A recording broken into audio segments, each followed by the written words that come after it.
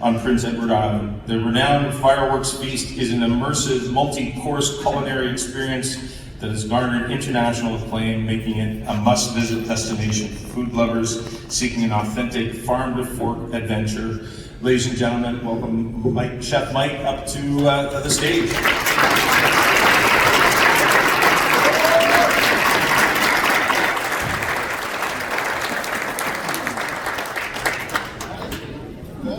Chef Mike here. So we have a few questions that we wanted to get started, but even as we were chatting this morning, Chef, what was really clear is that there's an authenticity about you that is really is what people find so appealing in how they can approach you, and that you're open to anybody and having a conversation. Before we even get into that, where does that come from? Is this like, was it your parents? Where was the start of all who you are today? What made this part of who you are? Thank you. The kitchen. Folks, I'm just as fucked up as everyone. Here we are, we're a room full of misfits and geeks, and half of us barely got out of high school, and I never knew what an A looked like on a piece of paper till I got to cooking school, and you know what I mean. And so to answer your question, I think like any person, you grow up, you don't know who you are, you're scared to death of what everybody else thinks you are, this, that, and the other thing. And it wasn't really until I found my way into a kitchen. I bought a car, I went to university, I bought a car, I got paid for the car, I got a job. The job was in the kitchen. And that's when I discovered that I too am somebody, that I too matter, that I too can rise, that it doesn't matter who your dad is or what car you drove to work in or what school you went to. None of us give a damn. This is a meritocracy. Cream rises to the top, and when you're in the middle of that, you can find yourself. That's the answer to the question. That's amazing. So first one, I think that we wanted to start off, because certainly I'm sure everybody in this room is interested, is we hear the word culture a lot, which is creating great cultures. You've been doing this a long time, and you've got staff who love and don't want to leave. And I even had a great conversation with Jennifer this morning, even beyond the kitchen. What is it? What is your style? What is it? Why do people want to come back year after year? Why do they want to do the hours? Why do they want to be passionate about what they do? How do you build culture? There's, of course, a simple answer to all of these questions, but there is a clear focus. The easiest way to answer it is quite simply to say this: look, our guests don't come first. They simply do not. We come first. As I like to say to our guests, we're a destination. For us, it's still a journey. We still got days and days of life ahead of us. So fundamentally, and as a guy who has traveled the world and worked in Michelin-starred restaurants and apprenticed through that old-fashioned system of bullshit years ago, I know what it's like to sit in a dining room and have this incredible dining experience over here, but over here in the kitchen, there's misery. I lived that. And that's not right. And I don't need to get too deep into that. We all understand that's not right. So I think that's been with me for 30, 40 years. And 10 years ago, when Chaz and I bought the inn, I had a chance to put my money where my mouth is, to double down, to make it work. And so we set off doing it. I think of us now, we speak of culture. We're a giant business, there's 100 of us. And so that culture, of course, matters, the entire culture. But we're also here as cooks. And there's about 35 of us that are on the culinary team. And our culture, sort of the core of it all, is what we're here today to talk about, our kitchen culture. And there's so many aspects to it, but we understand first and foremost that we come first, period. Full stop, that's how it works. Because quite simply, if we can have a good day, well then our guests can have a good day. It's not complicated, eh? So then it becomes a question of, well, how, why, and what do you do, and what are all the things on the list, so to speak, and I could go on for hours about that sort of thing, but really what it comes down to And now that we've done it for 10 years, we've evolved it to the point that we understand we're a workshop. We understand that we're a safe place to earn and learn knowledge.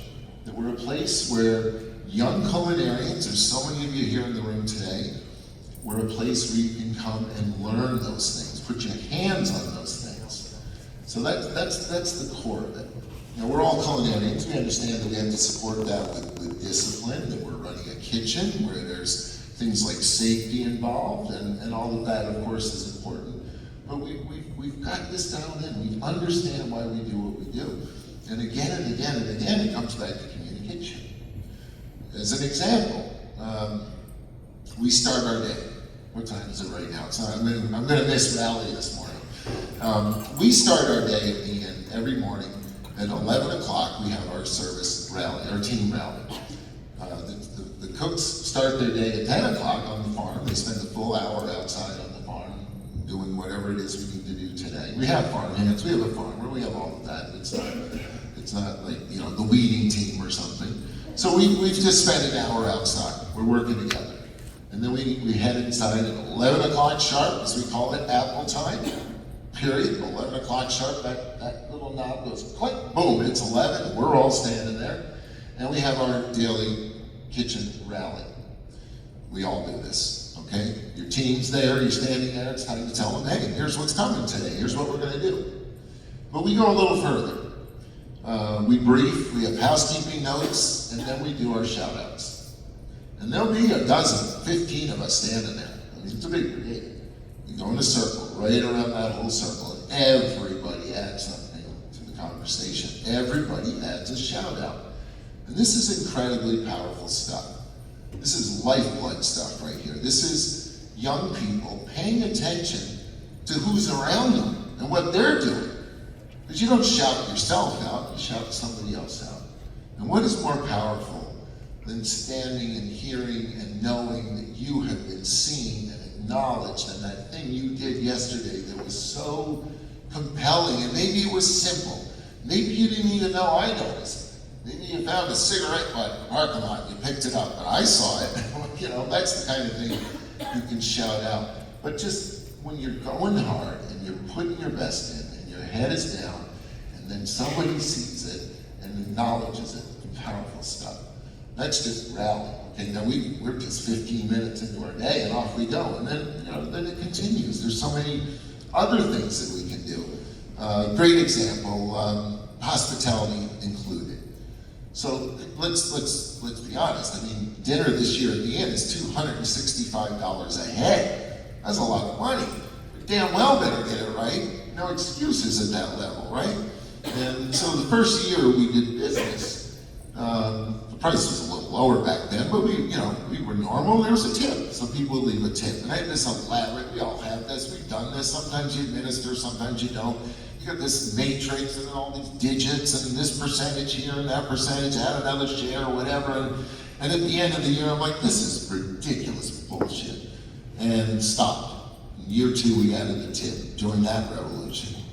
Folks, you know, we're not all in a position where we get to do this kind of thing, but when we are, we should take advantage of it. We're chefs, we're leaders, people look up to us, we're in a position to push things forward, we do the right thing every chance we get.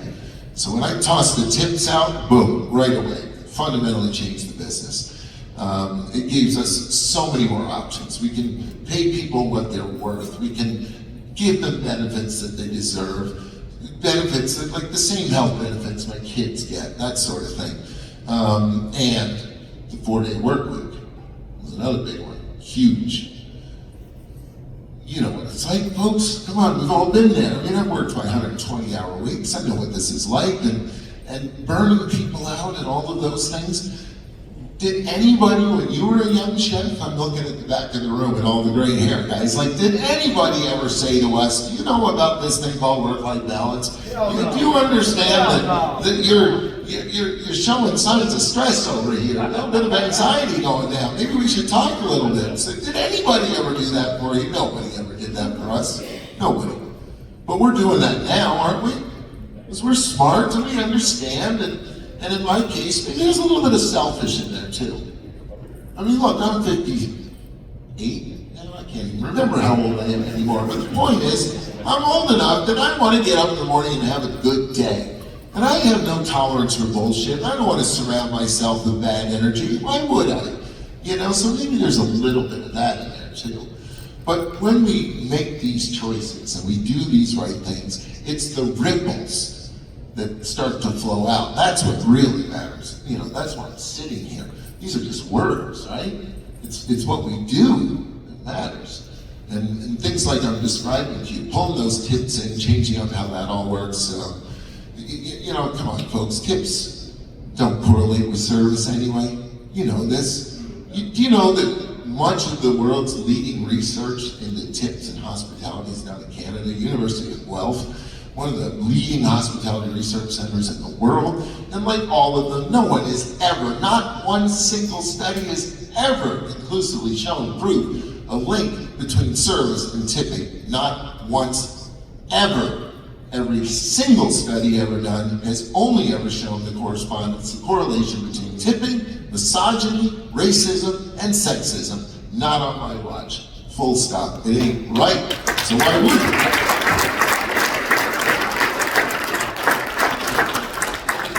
I can ramble. Folks, I'm not sitting here trying to put myself on a pedestal or anything of the sort. You know, I'm sitting here as a guy who has been extremely lucky, very fortunate, learned so much along the way. The lessons I've learned in the last 10 years about business alone, holy cow. You know, I'm the voice of experience. I'm the voice of screwing things up. I'm the voice of pushing forward and learning.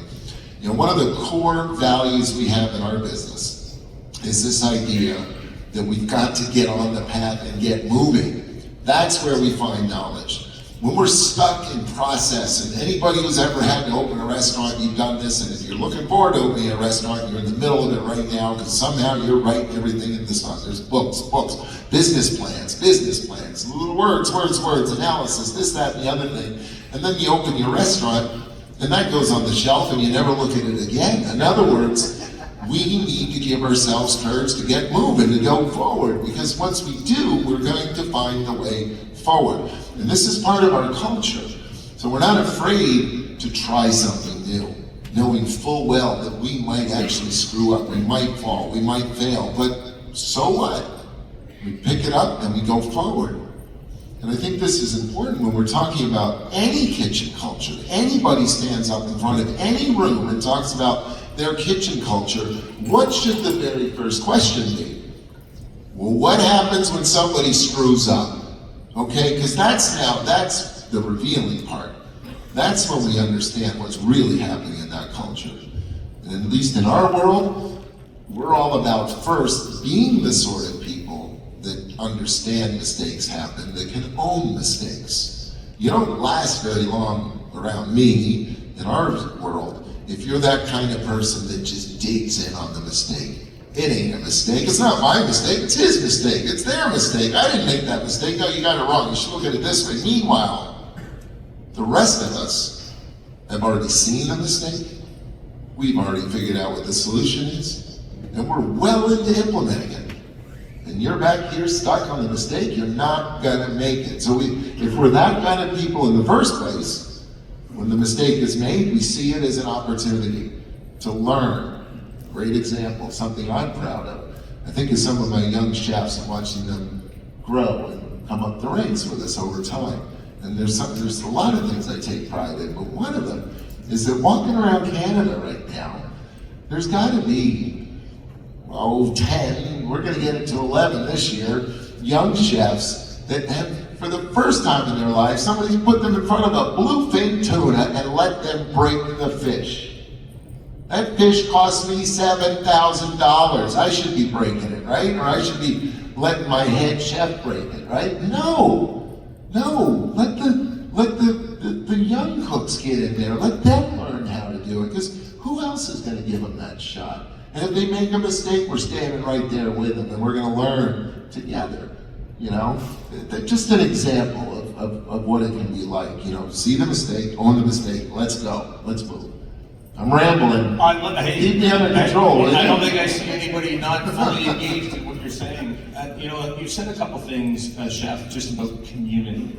So community in the kitchen, but you've also talked about how you engage the community around you in what you do. What role and how much time do you invest in building your connection to your community as part of having a successful organization? Thank you. It's an interesting question. Hard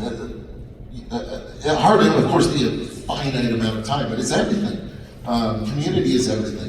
Ladies and gentlemen, we are chefs. We are Canadian chefs.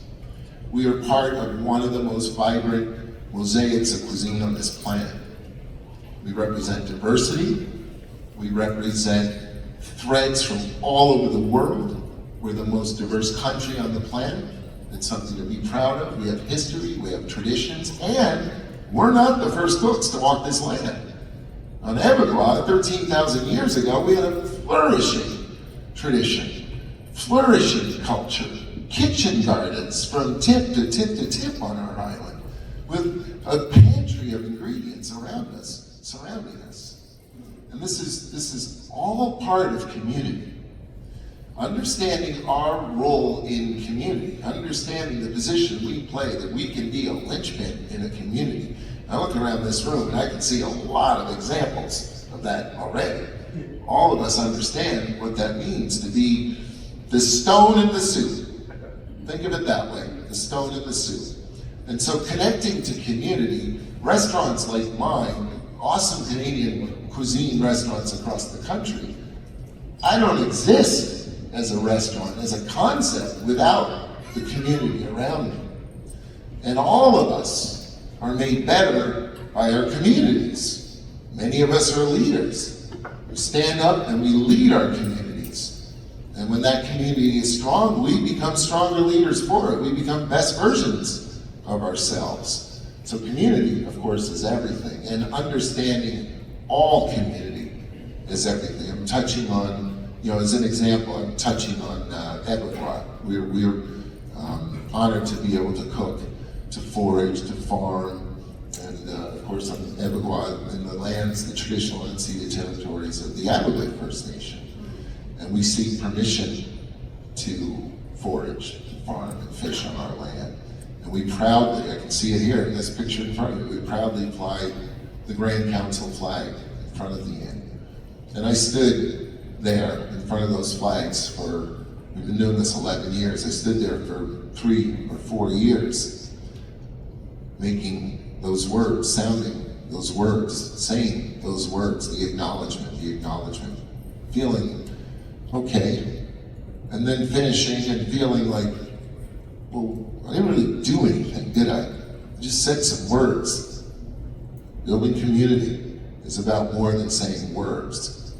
And so I stood there, night after night, year after year, knowing that somehow this isn't measuring up, that surrounding me, looking at this picture, surrounding me is nothing but example after example after example of get on the road and get going, take action.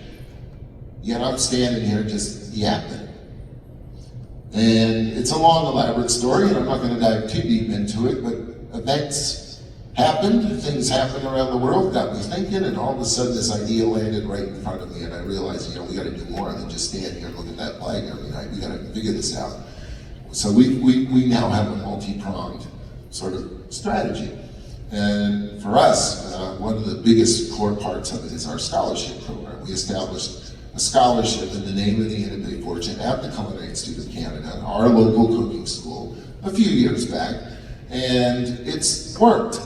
And I've come to understand the power of this. I've watched several amazing people, recipients of this scholarship, grow, learn, move forward, and I'm proud of that.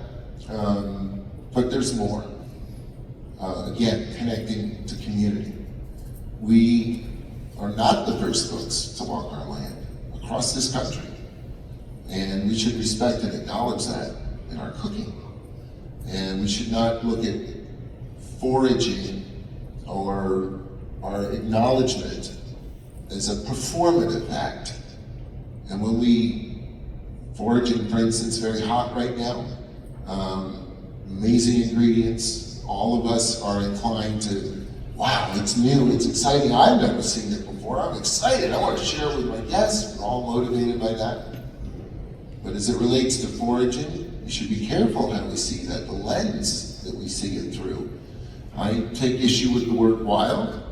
I'm not sure it's the best word to use when we're describing those ingredients. We're blessed as a restaurant. We have Nick of North. We're one of just a handful of restaurants in North America with a full-time forager on staff. His job, bring us those ingredients, take cooks with him, teach them about it. All of that teaching, all of that learning, all of that hands-on comes with a proper lens. And understanding that whatever it is that we're out here in this little ecosystem or that micro ecosystem, whatever we just found, we may have found it and discovered it. But again, 13,000 years ago, this thing was common, it was understood, it was expected, it was respected, and it was known for a particular quality. And it wasn't just flavor. It was medicine, it was food. And so all these years later, when we're looking at those ingredients, we need to show respect to that too. It's not just some new fancy thing that we found. All of this is part of being a Canadian chef, being a part of our communities. Many of us are blessed that we work in restaurants where we push a Canadian perspective forward of what Canadian cuisine is today. Many of us are blessed that we work in ethnic restaurants with recent immigrants, food from all over the world.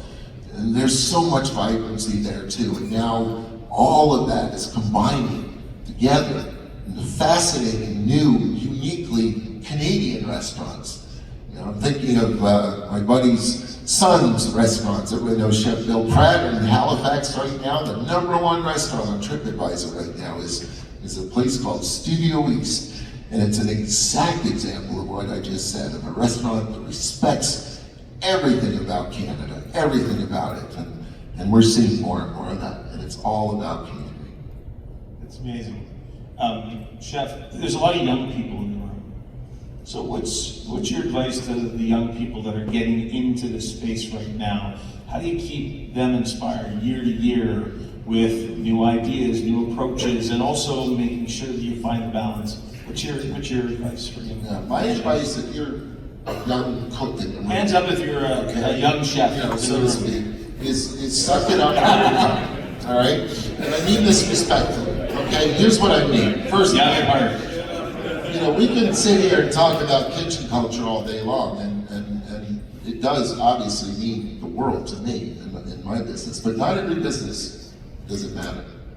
So when I say suck it up, I'm saying to you, you will get out of life exactly, precisely, 100% what you put in. You must take responsibility for yourself. You've got to own your own learning curve. Nobody else is ever going to give a damn about it. You've got to own that thing. You hear when I talk about mistakes. You hear when I talk about meritocracy. When we're young cooks, get in there, get the job done, no excuses, no muss, no fuss, no drama, put your goddamn phone in your pocket where it belongs, and get to work. You know, it's that simple, okay? Now I'm not, just because I'm up here with a shit ton of gray hair doesn't mean that I'm somehow oblivious to how the world has changed, okay? I've been in this room for 40 years. And 40 years ago, we were having the same conversation. This chapter needs a boost, that one's gone, this one's doing great. You know, we're all here, half of us are educators. All of this is consistent for a reason, you know, because this thing matters. You're here, you're in this room, you clearly give a shit about what you're up to. Okay, so hold that energy, hold that passion, and don't let anybody take it away from you. And if you find yourself in one of those legendary kitchens where the chef told you some bill of goods about, you know, learn this, under my wing, apprentice that, this skill, that skill, but you're still in the corner 3 months, 6 months later, and you're still chopping romaine lettuce all day long and nobody seems to see you, quit, leave, go somewhere else. You know, own your own learning curve. And remember when I talk about meritocracy, like cream rises to the top. That's why we're all sitting here, because we found our cream can or whatever, rose to the top, you know, and you can do it too, 100%, yourself. Thank you, Chef. I think we have time for one more question. And for me, it's, you know, there's been a lot of challenges in the world, lots of conflict, lots of economic, we've got things happening south of the border. You know, what's the message to everybody in the room today about being resilient and how to do that? And to see the light at the end of the tunnel, that the future is bright for us in the culinary world if we stick to what? What is it we need to be focused on as we think about the future that lies ahead? Our culture, our kitchen culture. There's still a lot of kitchens out there that haven't got the memo yet, you know, and we're also an industry under tremendous stress and strain right now, at all levels, things that your bosses and owners are dealing with that we're not even in the loop on. There's still a lot of financial chaos out there, remnants of COVID. If anything, it's only increasing. The issues of immigration in Canada and how many of us there are and all of the pressure that it puts on us as a country is felt in our industry. At the same time, we feel the good. I live on Prince Edward Island. 10 years ago, we were heading into the dump heap. We were a demographic catastrophe looming. And then immigration. And now we're not. We're doing just fine. We're stressed, we're pushed, you know, we definitely need some more housing, et cetera, et cetera. But what we need is folks to come and work for us in our business. Many of us in this room are very fortunate to have the perspective we have on food, to get up and go and work in the kitchen, perhaps like mine or many of the other amazing kitchens here in Moncton around the country. But many of us are not. Many of us are working in kitchens where the job doesn't really require a whole lot of passion, where it's, let's just get this done, and we're out there on the lines where the margin is so tiny, there's no room sometimes for that kind of thing. And we're dealing with very real staffing issues. So I think the firm solution to all of this moving forward, there's a lot to it. I'm not going to pretend I know all of it, but I know in my world what works, and it is a culture, and it does matter, and I know it works. I'm living, breathing proof that it works. In our world, we call it tranquilo. That's code for our sort of workplace and how we do things. And you know, again, I could go all day long here. I know time is limited and the like, and I'm here for the rest of the day, and looking forward to something this evening, and looking forward to chatting with all of you some more. You know, just so much reminiscing going on and the like.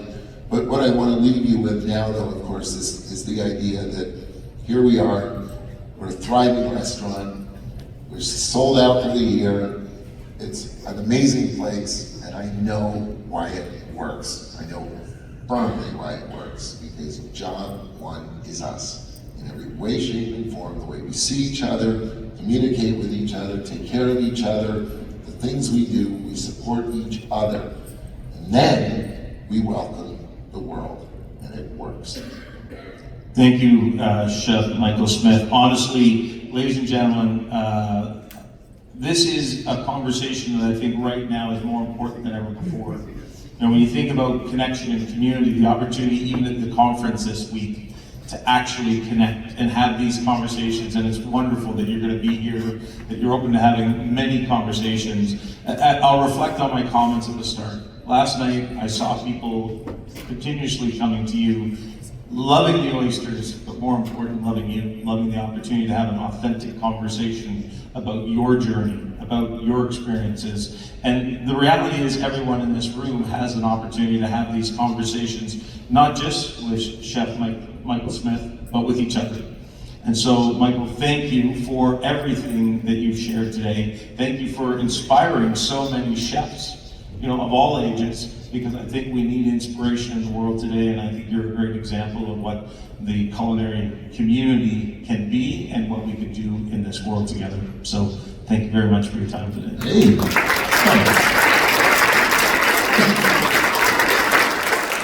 While I have everyone's attention, There we go.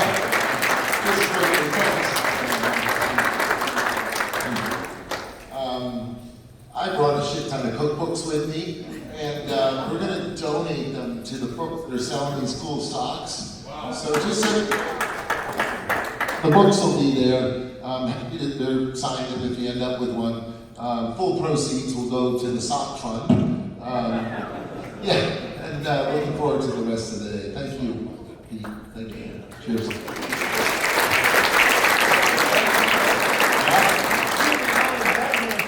Yeah. I'll let the chef answer that. Made me blush, Chef.